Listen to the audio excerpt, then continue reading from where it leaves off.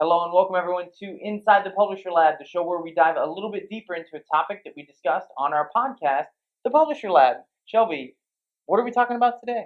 Yes, in our podcast, we went over a study that shows that 70% of digital publishers use data to help boost their retention. Out of those who don't collect any data, 25% of them said that they don't even know how to optimize So using they don't data. even know what to do with it. They don't even know what to do with the data. They also feel like they don't have the tools or technology to do anything as well.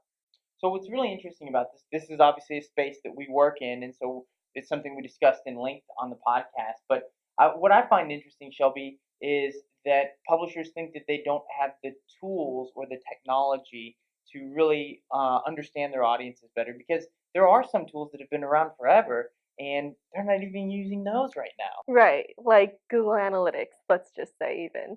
Yeah, so what I thought was interesting as well is of those that said that they were using data, they said they were using it to measure the performance of their strategy, and they used return visitors and page views per visit, Along and with new unique visitors too. yes, new unique visitors, and this isn't advanced audience data. This is classic Google Analytics information, right? Right. And so what I found really interesting just about this topic in general was that I think one of the things we keep learning is that publishers are a little bit behind as it relates to being able to leverage data to improve experiences and then also measure the success of things that they do. And we talked a little bit about traffic sources is a potential way of kind of starting out and understanding how different things might be operating, right? Right.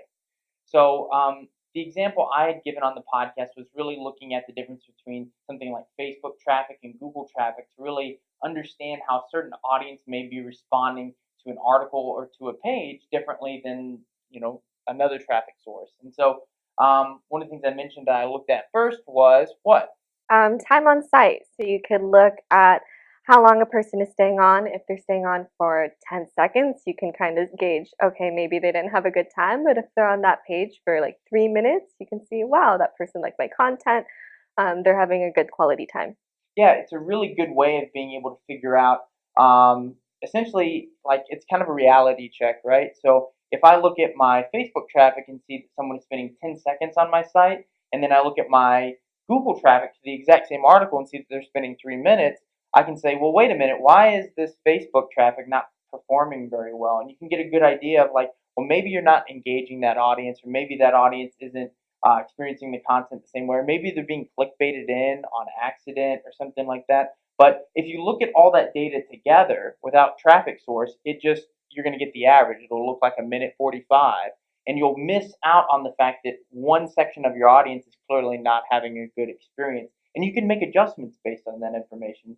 And you don't have to be some advanced publisher with a data science lab to do that, right? No, definitely not. So those tools have been around for a long time, and we talked about Ezoic's big data analytics on the show, and the ability to look at things like scroll depth, look at things like return visitor engagement time versus new visitor engagement time, navigation bounces. These things really are advanced audience insights, and this stuff is available, and you can use it for free. But when we start talking about publishers saying they don't really know where to start with data and they wouldn't know what to do with it, the data has been around for a long time, and it's not hard to be able to kind of say, like, pick two important things and see if they correlate or not. You could pick return visitors and traffic source, or you could pick device type and article, and you could see, why is it that someone is spending 3 minutes on a mobile device in this article and only 5 seconds with this other one. Maybe on your mobile device, that particular article, there's something wrong with it, right? It's something we see all the time. How many times have you gone to a page on the internet on a mobile device and it be blank, or Yeah, it's blank. And then in that case, I'm totally leaving and just finding a new source to get that right? info. And so what's going to happen when you look at that in analytics? Then it's going to count as a bounce and you're going to have some sort of indication like, hey, I should fix this.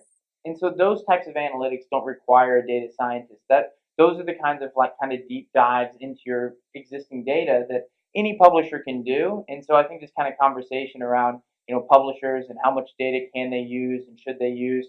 The truth is most publishers have a lot of data already that they could be using, and they're not digging into it deep enough, right? Right. Well, thank you guys for joining us on the Publisher Lab or inside the Publisher Lab. We hope that you're listening to our podcast, the Publisher Lab. And if you have a chance, subscribe to our YouTube channel.